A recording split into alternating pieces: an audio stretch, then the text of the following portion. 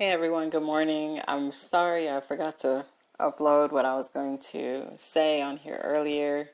I ended up just getting so much needed rest, and I'm feeling a little bit better. I'm trying to make sure to keep my hand steady that they did the angiogram procedure on. They had to put it through a main artery in my wrist, so that stuff hurts. It's really sore, and I can't use it for the next couple more days. Anyways, I really appreciate all the love and the encourage and the thoughts and prayers that you guys have put on here earlier this Sunday. Greatly appreciated. Much gratitude. Well, let me just give you a synopsis of what occurred and led me up to this point. It was about, I'd say, mid-May. No, not even mid-May. It was probably, almost mid-May. Early in mid-May. Not quite the middle, but I had a little episode here at home where I had this horrible chest pain. Like, I know my body. When you've had kids, and I've had 2 C-sections and, gallbladder surgery and different procedures and everything, you know your body. And so anyhow, I got this really sharp ass pain on the left side of my chest. I broke out in this sweat. My left side, from my neck, actually my jaw down to middle of my arm, was just completely sore and tingly at the same time. And I felt a little disoriented.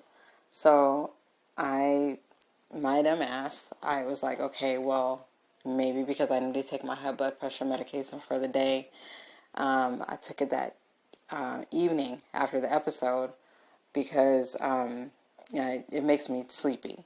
So I usually take it before I go to bed. So when I took my blood pressure, it was triple digits. Top and bottom number was sky high. I've had that happen a lot of times. But the worst was last Christmas, where it was just like that for I'd say about a day and a half, where it just would not go down to the point where I had to go to the ER. And they kept me for at least about 6 or 7 hours until they got it down. And we couldn't figure out why it was skyrocketing like that. So going forward, I've been monitoring my pressure, went to follow up with my doctor like they always want you to do.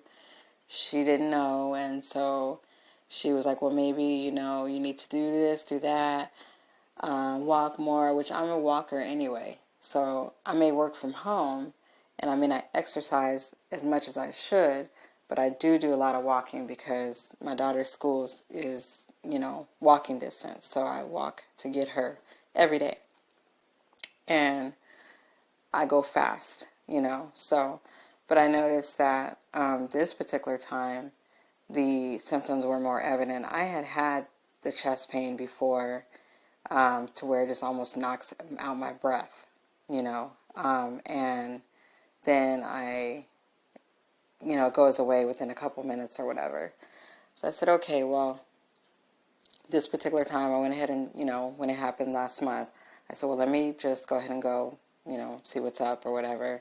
So they treated me. They gave me 4 baby aspirin, and then my EKG had came back abnormal, which any ER or urgent care visit that I've had within the past several years has always come back normal. But this particular one, the nurse came in and she was like, wait a minute, this is not looking right, and we'd rather send you through to a cardiologist for, more looking into. So she gave me a business card of a really good cardiologist here. Happens to be right by the hospital, Chandler Hospital here in Arizona. And that happened that Thursday.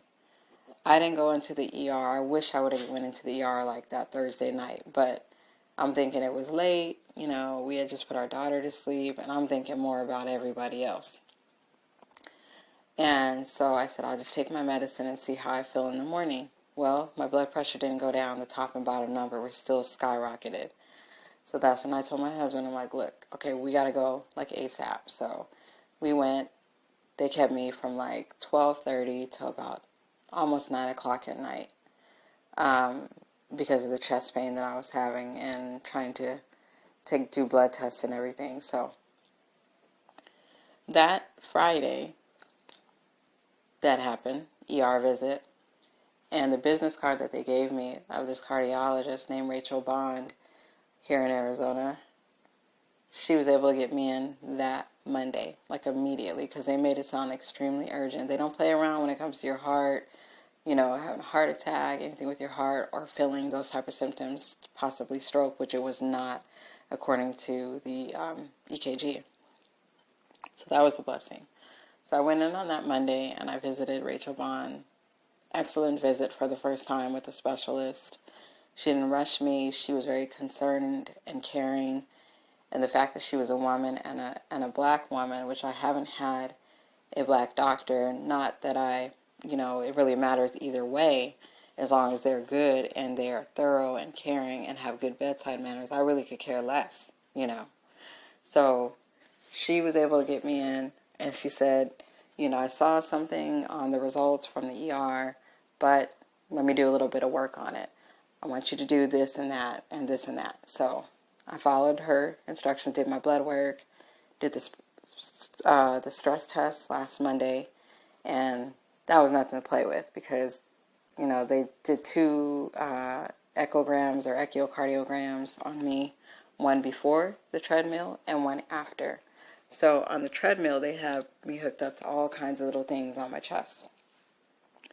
So they can see the, heartbeat pattern and my pace and how I did through it. So it was like 7 minutes and 40 seconds, which it didn't even seem like it was that long.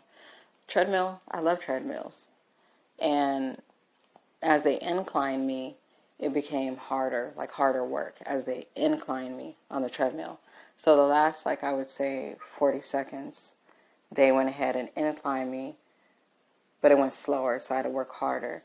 And so then, immediately after that 7 minutes and 40 seconds is up, they immediately take you off of the treadmill quickly, lay you on the hospital bed, which was in my room. I didn't have to walk anywhere. It was in my room.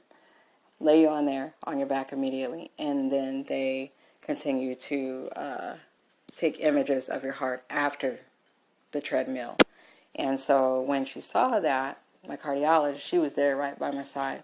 And so when she saw that, she said, I'm not going to jump to conclusions. She said, but I do see something subtle that I'm not comfortable with. So she was like, can you be back in here on Wednesday so I can go over the results and really study them and not jump to any conclusions? And so I said, okay. So I knew it was an urgent matter. And so we went, go get my results and everything. And I've remained positive about everything, whether it was good or bad news or whatever, because I'm a realist thinker. I trust God, but I'm also, I think, of reality. We get older, life changes us, our diets, grief, stress, anxiety, depression, all of those things that are invisible illnesses, they exist. And so people need not to sweep that under the rug because those things exist. And so I've been through all of that. Grief. First grief was the loss of our son as an adult. That enough alone was enough to kill me, but it didn't, thank God. Number 2, the loss of my mom, sudden loss of my mom. Number 3, stress, financial stress. I ain't gonna lie to you. Everybody's dealing with that at some point, unless you're just blessed. And if you're blessed, then you need to be thankful to be blessed in that area. But when you have those type of life situations, they really affect your health. And it starts to decline a little bit at a time. And so the biggest one, like I said, was the loss of our son.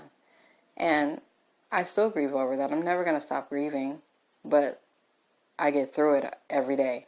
All my life I get through it, So anyhow, she read the response back, the results back, and she said she still saw something that appeared to be a little blockage in one of my arteries. And then she said, I want to rule that out, and see if that's it. And so she said, we're going to do an angiogram. And she said, I want to schedule you immediately. She said, I'm very urgent on it. All we have to do is wait on your insurance. And I thought my insurance was going to drag their feet, but they didn't. I'm assuming because it was an urgent request. So that was last Wednesday. So I was able to get in Tuesday an appointment for the 11th. But Thursday night and Friday was the worst chest pain I've ever felt. It even scared my husband. And because we don't see ourselves when we're going through certain things. It's not like we're looking at ourselves in the mirror, but other people can see us. And I, saw what he saw. Like, I felt what he saw. And so he said, I'm not like the way you're looking. Had me take some baby aspirin. So I went ahead and took that. That made me feel a little bit better. Because it was just horrible. Friday, same thing.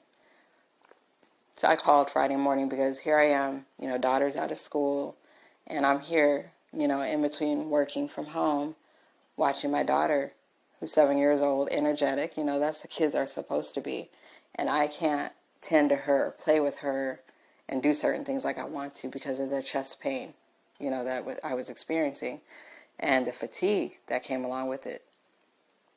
I went ahead and called my cardiologist's office, asked them, should I have any concerns? Should I go ahead and go to the ER since it was the weekend? And so they said, okay, let's reach out to your cardiologist. I said, okay, cool.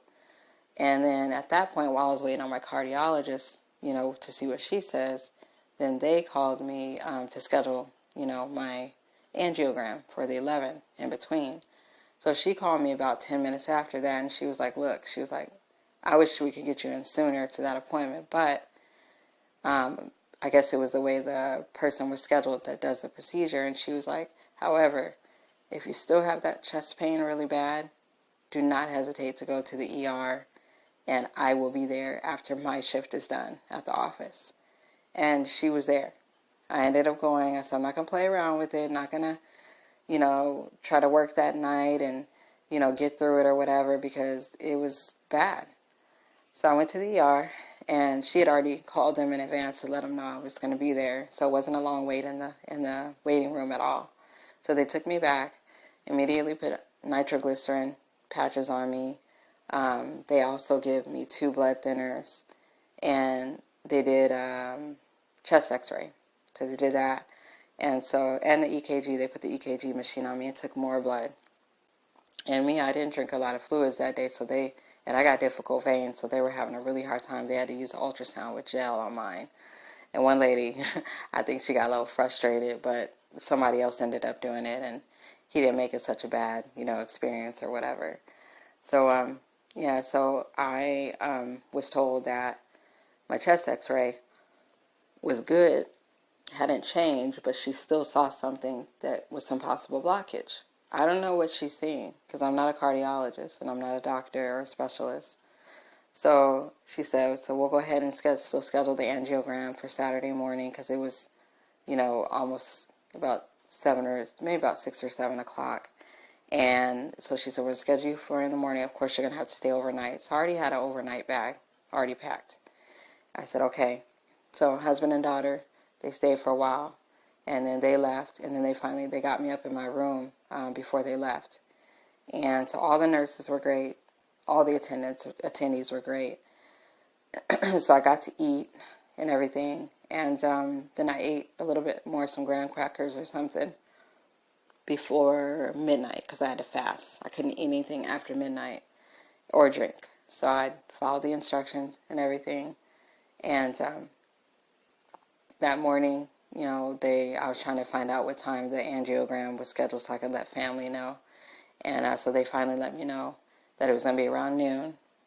And so then I was able to call, and say, okay, this is what time it is or whatever. So they did the procedure, which was non-invasive pretty much, and it was quick. I don't know if they gave me Provolol because I've had Provolol before, and you don't feel anything at all. I think that I've had that before with another procedure, and I was knocked out. Now I see why Michael Jackson was addicted to that stuff, because you are like knocked out like a light. I call it like a Kahlua type of injection, because it just knocks you out like in less than a second. And so I didn't feel anything at the time. So when I came to, they said that Everything was clear. My arteries were clear. And I was thankful, but I still needed answers because I've been dealing with these symptoms for the past, I would say, year or two, but they become more evident and more painful and more, you know, worrisome, because if you got a younger kid and you're working from home, you got to, be up for them, be energetic. You got to be on top of your game. You can't be passing out and stuff like that. And that was the other thing in May. I felt like I was passing out and I broke into like a sweat. And so here I am, I was a little frustrated when I left the hospital yesterday. Saturday, this past Saturday, because I'm like, okay, here we go again. I got, my arm is all jacked up. I'm sore and this and that. And I was just having a pity party. And so we all go through that. And that's why I said, even as someone that loves God and has faith and hasn't lost it, as many things that I've been through, I'm still human, so I still have to decompress. And, some people look at you like, oh, she's a hypochondriac and she wants attention and she just wants something to be wrong. No, I don't. I want to know answers, but I don't know. I have to be patient to those questions to be answered. It's going to take time. It's not something overnight. And so that's where I'm at. Thank God for my sisters and my husband and my friends that are in my life that keep it all positive, don't sugarcoat stuff, but they keep it positive and realistic. And they understand me. Because to understand me is like the key to my heart, if you can understand me without looking at me crazy, So that's where I'm at. So to follow up with my cardiologist, I have to make an appointment tomorrow. And she'll probably have me in there again to go over results and everything and to see what her eyes saw versus what the, people that did the angiogram procedure. So, because they can't make that judgment call. So anyways, I wanted to share that with you guys. Like I said, I keep it real on here. And so we'll see what goes on next. And, my question at the end of my YouTube session here this morning at almost 2 o'clock is, to me, in my heart, mind, and soul, is praying for healing and praying for answers are two different concepts. And it's not that we're praying for something to be not, or something to be wrong. A person that's praying for answers is only praying for answers so that they can feel at ease, if there's a diagnosis. It's only right to want a diagnosis if you really are dealing with something that's serious, especially with your heart. So I leave that there because we too often can be too judgmental of one another, and not really look at the big picture and step outside the box of our minds and thoughts and hearts and souls. And so I believe this year, like I have been my most honest with myself. I learned that when I went to see Ayan Levant, that one of the most valuable things that I have been doing, and I made a point of doing for 2019 and going forward in my life, is to not only be honest with people around me, no matter how much it may hurt, or whatever, be honest with myself, get feelings off of my chest. I will never hold stuff in. I've never been one to hold stuff in because eventually it comes out. But the longer you hold that shit in, the worse it comes out. So why not get it out in a tactful way that is in a timely manner? In a tactful way. And if somebody gets offended, then I'm sorry.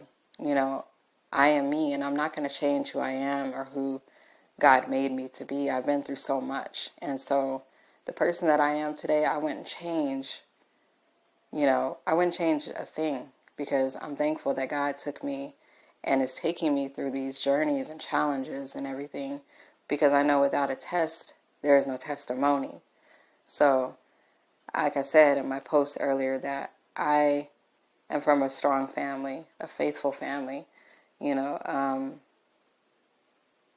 and so that's where I sit at this morning. I want to share that with you guys. Love you guys, And I hope you guys find this encouraging and thought-provoking and a little, thought-provoking most of all. That's all I always like to do with my stuff is make a person think or people think. So you guys have a great Monday. I'm going to be resting today. I'm getting ready to do that now. And I will follow up with you guys and give you guys a little update when I talk to my cardiologist. Keeping it real. Talk to you guys later. Have a blessed day. Bye.